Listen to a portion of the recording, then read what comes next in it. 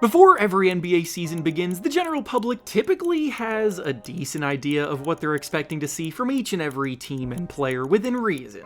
There are always plenty of surprises that come about, which is actually something that I just covered in one of my videos last week, so go check that out in case you missed it. But on the flip side, there are also plenty of disappointments that happen across the board too, and that brings us to today's video. Today we will be going through all 30 NBA teams, and we'll be picking out the biggest disappointments so far from each group, and with so much basketball left to be played this season, they are all fixable, but they also need to be addressed as soon as possible. Before we start though, it turns out a good amount of you watching right now aren't even subscribed to the channel, so if you enjoy the content, consider hitting the subscribe button, as not only does it help out a ton, but it also very much appreciated. Now with that being said, let's begin.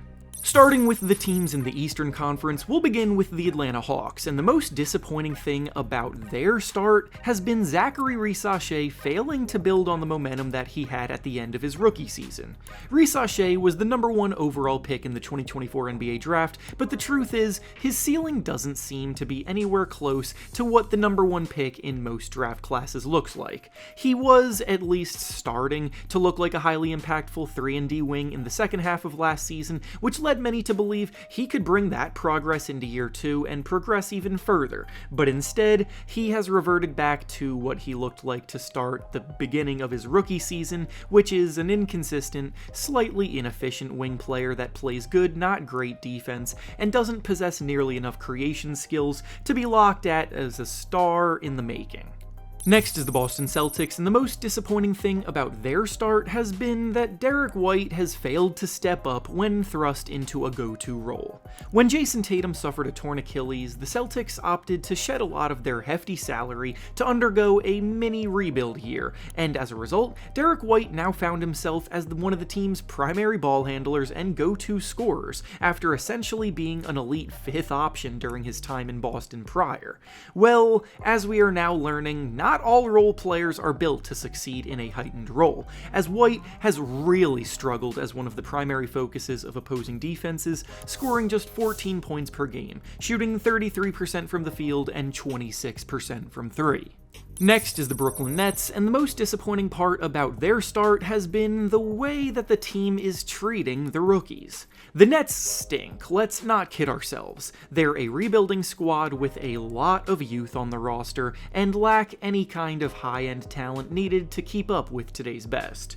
Teams in this position, one would think, would focus on the development of their youth, and yet none of the 5 rookies that they drafted in the first round of this year's draft are in the starting lineup, and none of them are even playing over 20 minutes a night, barely seeing the court and getting opportunities to make plays when they do. Next is the Charlotte Hornets, and the most disappointing part about their start has been the fact that they are once again being struck by the injury bug.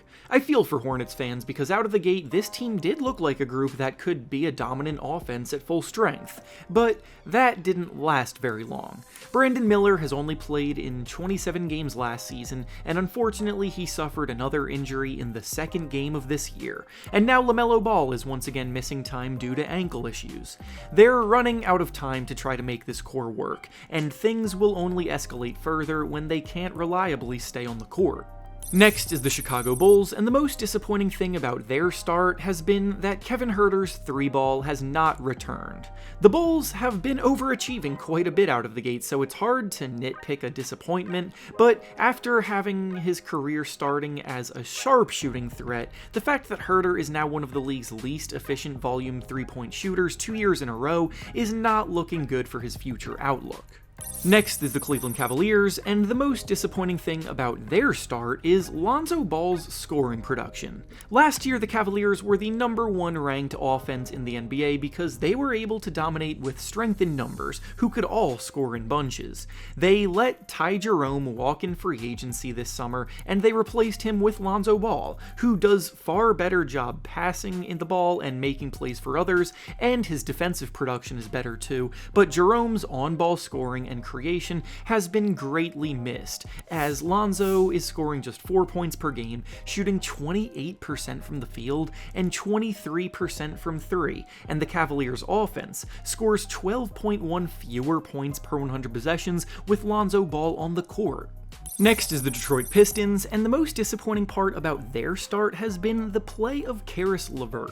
LeVert was brought in to replace some of the production left behind by Malik Beasley, but so far he's barely making his presence felt. He's been one of the league's better bench scorers for a while, but so far this season, he's scoring fewer points per game than he ever has in his entire career. Next is the Indiana Pacers, and the most disappointing part about their start is that Jay Huff hasn't even been playable. When Miles Turner left the team in free agency, it stung, and it was already understood that their front court would take a hit without him, but signing Jay Huff was seen as, at the bare minimum, an inexpensive role player with a useful skill set after a good year on the Grizzlies. Last season, Huff showed that he could be a solid stretch big man, hitting 52% of his shots and 41% of his threes, but this year, he's scoring just 5 points, shooting 36% from the field and 24% from 3, hampering the team's offense as they drift further down the standings. Next is the Miami Heat, and the most disappointing thing about their start is that Kel'el Ware hasn't been able to translate his strong summer into a bigger role.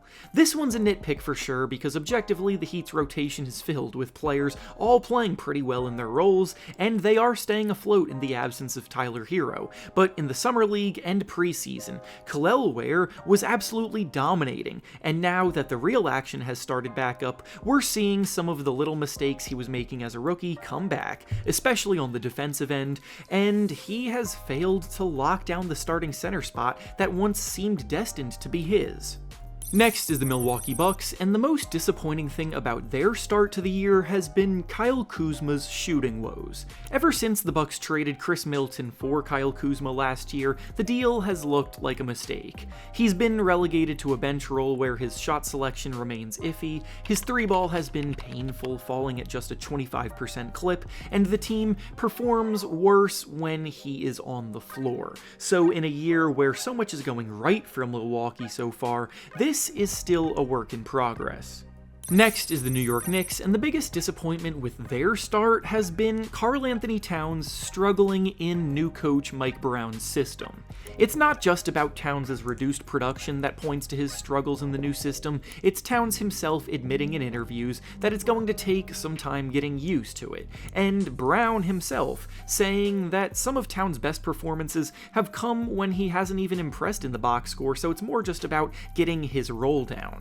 Brown wants the team to penetrate the paint, get looks at the basket, or kick out to the shooters if the first look isn't there. That has meant that Towns sometimes has gone long stretches without a quality look, and then that has led to many stretches where he would force up some bad shots just to overcompensate. And while over time I know that Towns is too good of an offensive player for these struggles to last, it has been rough at times out of the gate for him to find his footing.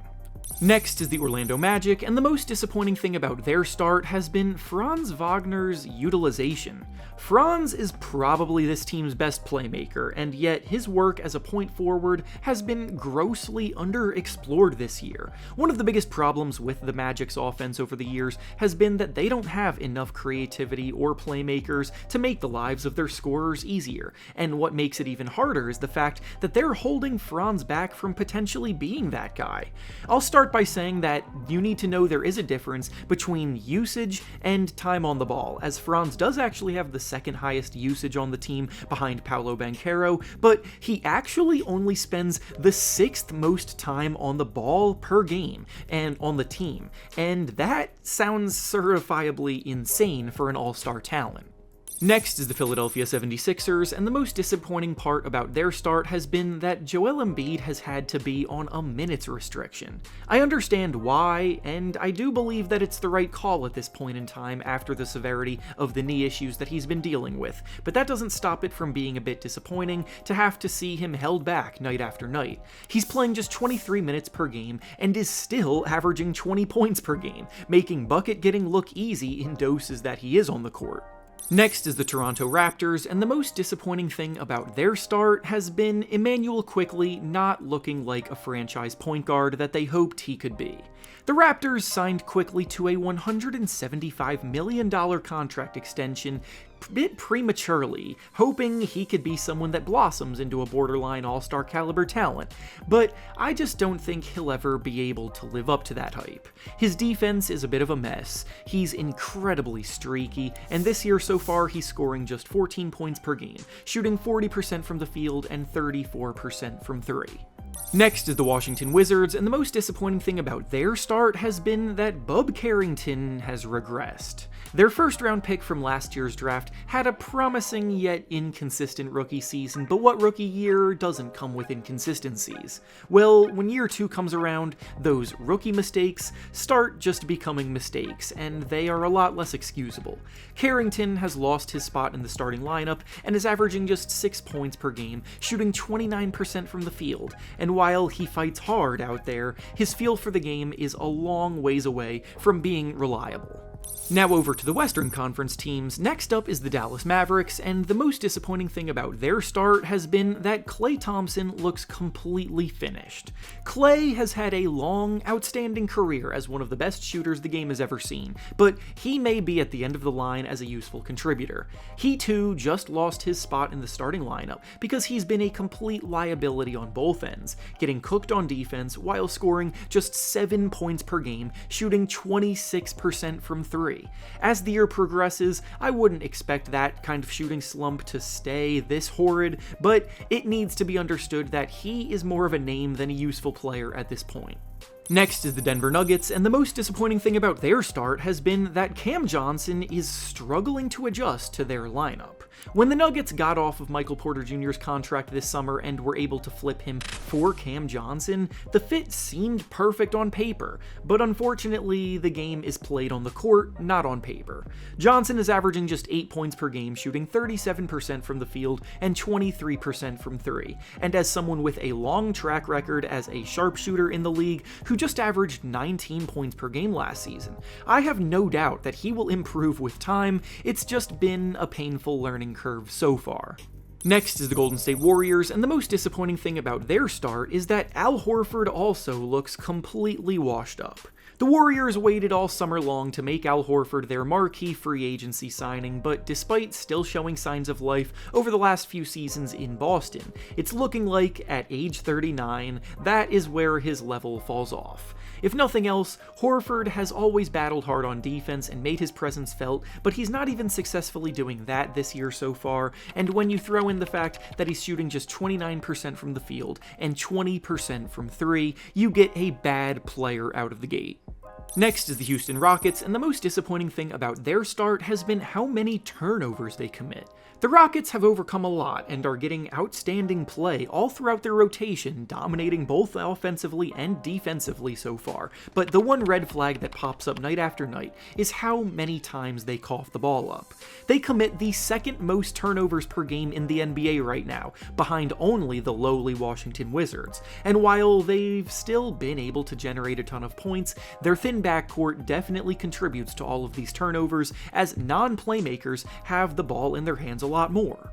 Next is the Los Angeles Clippers, and the most disappointing thing about their start is that they really look their age. The Clippers have a roster filled with names that would make a super team 5 years ago, but in 2025, this has been a rough start for a group that definitely looks a bit over the hill. They are 3-6, with the 4th worst defense in the NBA, mostly lacking high-end athleticism in players like Harden, Kawhi, Beal, CP3, Brook Lopez, and Zubac, and then the athletic defenders that they do have, like Derrick Jones Jr. and Chris Dunn, can't make up for their shortcomings on the offensive end. Next is the Los Angeles Lakers, and the most disappointing thing about their start is that Dalton Knecht looks unplayable. I hate to keep harping on Knecht's struggles, but he's easily the one that fits the selection for this video. He was drafted as an older rookie, expected to have an NBA-ready skill set as a movement shooter with impressive athleticism, but his weaknesses become more undeniable by the day. He is, no exaggeration, one of the worst defenders in the NBA right now, and the Lakers somehow become 20.6 points worse per 100 possessions with Knecht on the court. So when his shot isn't falling, which this year it hasn't, as he's making just 24% of his threes, he fails to help out anywhere else. Next is the Memphis Grizzlies, and the most disappointing thing about their start is that Ja Morant still doesn't look happy. Last year was a rough one for Memphis, as Morant had a bit of a down year trying to acclimate himself to the new system that former coach Taylor Jenkins was trying to implement, and then when the team fired Jenkins, the hope was that a change would help get Morant going back in the right direction. But instead, this has been the worst start to a season performance-wise of his career, and now the trade rumors are beginning to swirl even harder, with an end to this partnership potentially being on the horizon. Next is the New Orleans Pelicans, and the most disappointing thing about their start has been that Trey Murphy has not been able to make the leap to stardom. Last season was a disaster for the Pelicans, but Murphy elevating his game gave fans hope that they potentially had another star in the making coming along. This year, if New Orleans was going to escape the basement, they needed Murphy back at his best, and with an impressive summer and a strong showing in preseason, he led many to believe that he had all-star upside. But so far, if anything, Murphy has only regressed, and once again the Pelicans are in the basement of the Western Conference standings.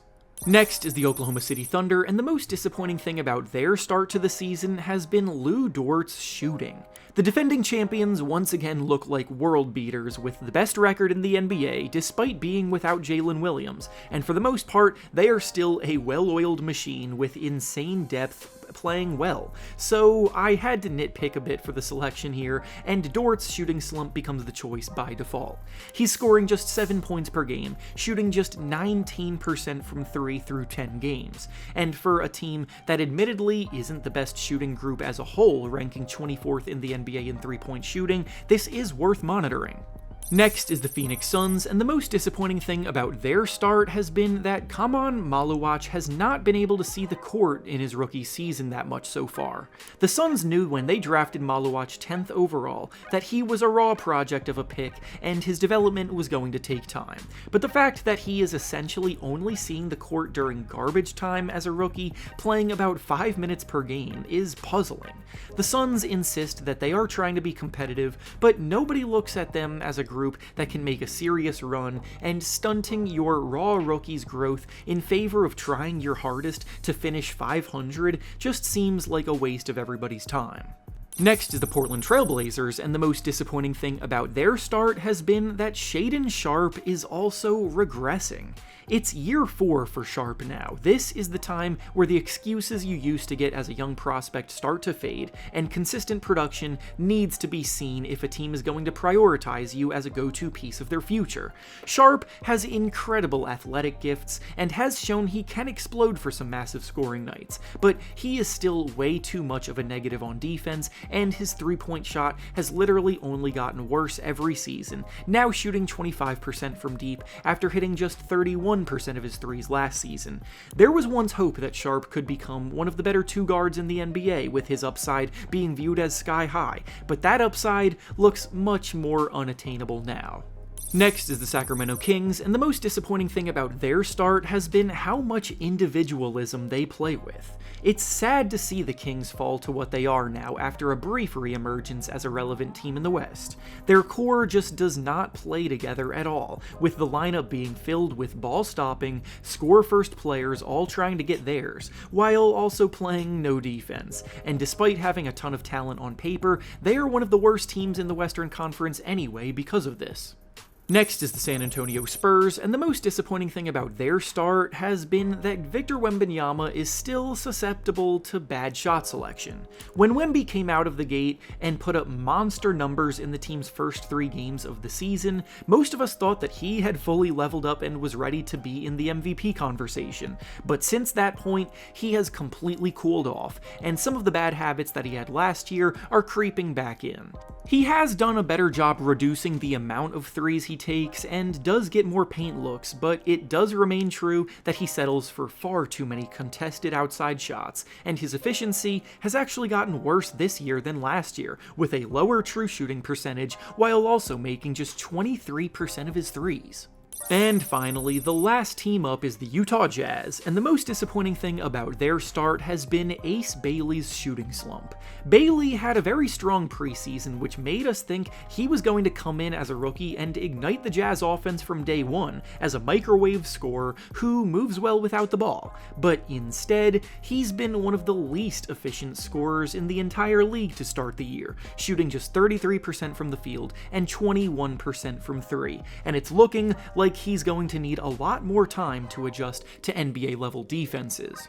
And with that being said, that's all I have for you today. Make sure to like the video, subscribe to the channel, and comment down below what you have been most disappointed by so far this season. Thanks for watching, and I'll see you all next time.